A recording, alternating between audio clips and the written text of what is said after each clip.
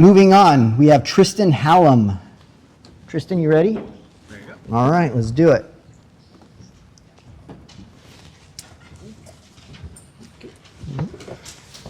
All right, thank you very much, Jason, and good afternoon, everyone. Again, my name is Tristan Hallum, and I'm the Director of Scientific Programs at the San Gabriel Valley Mosquito and Vector Control District. So up till now, you've heard from several speakers about plans made and actions taken in response to the Eaton fire. Just one of those responses was our organization submitted a request for public assistance to be reimbursed for costs associated with that fire. Being a declared emergency, FEMA and our state counterpart, the California Governor's Office of Emergency Services, worked with us to generate that reimbursement. Now, on the other side of that process, we wanted to share our experience with the public assistance process. So this presentation, from response to reimbursement, navigating FEMA and Cal OES criteria for disaster-related mosquito control, aims to describe the SGV response plan to the Eaton fire incident that necessitated a FEMA reimbursement, to describe the additional materials we developed or obtained to aid in that submission, and lastly, what those submission results were.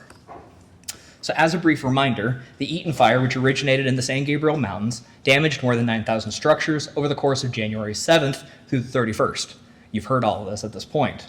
Now, included in the numerous disaster declarations and emergency orders executed, Governor Newsom and then President Biden approved of a major disaster declaration on January 8th, opening up the state to federal resources to extinguish the fire and expedite the cleanup efforts. Those cleanup efforts were headed by the EPA for hazardous materials and followed by the Army Corps of Engineers for structural and debris removals.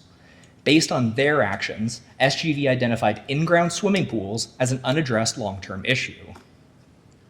Now, our goal was to treat all in-ground pools within the burn scar, all pools in proximity to the burned area all year long, and respond to elevated adult or disease activity as the year progressed.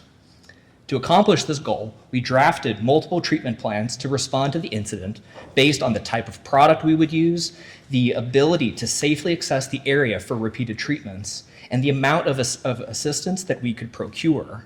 What we quickly realized is that we did not have the necessary funds available to fulfill our ideal goal of treating every pool every time. So to ensure we could accomplish our treatment goal, we submitted a request for public assistance with FEMA and Cal OES in February. This request would cover applicable costs incurred while treating sources in and around the Eaton burn scar for mutual aid labor, pesticides, and PPE. Now, Thaddeus touched on this a little bit, and I'm really going to hammer that point home. Now, to submit that request, we worked closely with public assistance staff from FEMA and Cal OES using the Public Assistance Program and Policy Guide, or the PAPA-G. This tool covers the entirety of the public assistance program and was critical to the process. It outlines timelines, documentation requirements, the authorization of signature parties, and even agency-wide requirements, such as requiring a board-directed resolution just to move forward in the application process. Now, for mosquito control, there are also explicit sections for mosquito abatement that outline specific requirements to ensure costs and actions remain applicable for reimbursement.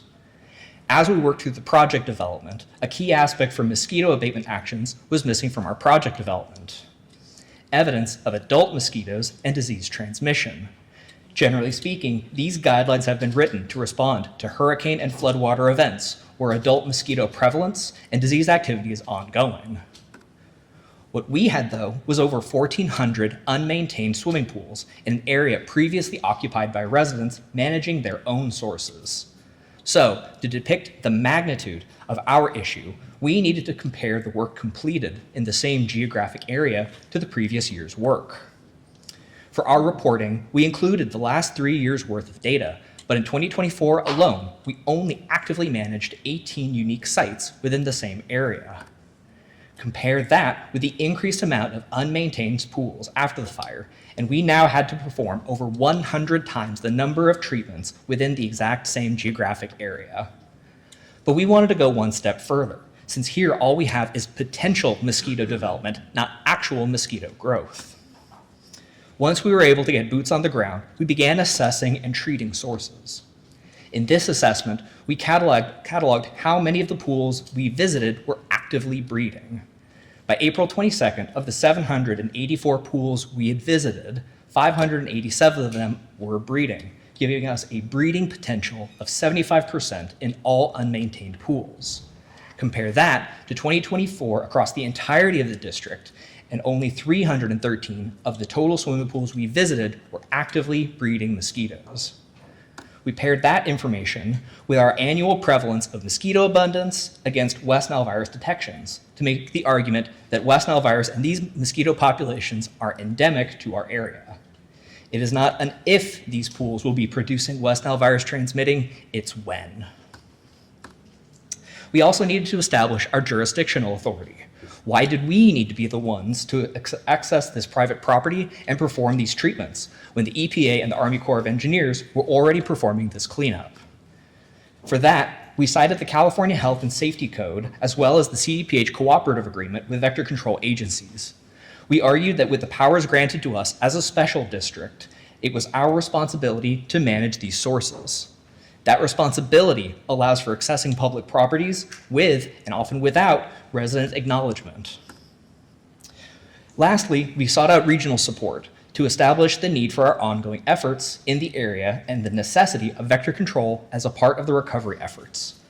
We received numerous endorsements from various political figures, including Assembly members Blanqui Rubio and Mike Fong, but the endorsement letter from our LA Public Health Director, Dr. Barbara Ferrer, added further health officials' weight into the proactive treatments in the Eaton area and the necessity of our actions.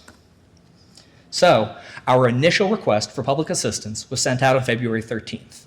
From there, we collaborated with FEMA, Cal OES, CDPH, and others to generate that informational packet, including our scientific justification, or scientific information, jurisdictional authority, and regional support letters. That packet was sent out on April 25th, and from there, several parties reviewed that packet from the CDC, FEMA, as well as Cal OES. Through that review process, we received several handoffs between our collaborators until eventually the project was ultimately obligated and funds dispersed on December 5th. This process that began on February 13th and ran until its completion on December 5th provided $66,574.64 of reimbursable expenses. More to the conceptual end, though, we bridged a gap between disaster-related mosquito control and current IVM guidelines. In developing our project submission, we substituted larval mosquito data and larval mosquito data with a sudden increase in mosquito breeding habitat in place of adult mosquito abundance and active virus transmission, the typical parameters needed to approve mosquito-related actions. By performing what we normally consider preventative control, we in reality were reacting to an ongoing public health crisis using the most effective control measures available. Rather than wait for the inevitable adult presence and virus transmission, we focused our efforts on mitigating an additional public health crisis at the larval stage. This effort could not have been accomplished without the astounding efforts of not only our SGV staff, but also our many collaborative partners.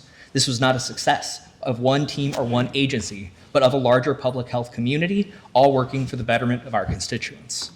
If you are interested in this or any other of the SGV presentations, follow the QR code to our website. Thank you all very much.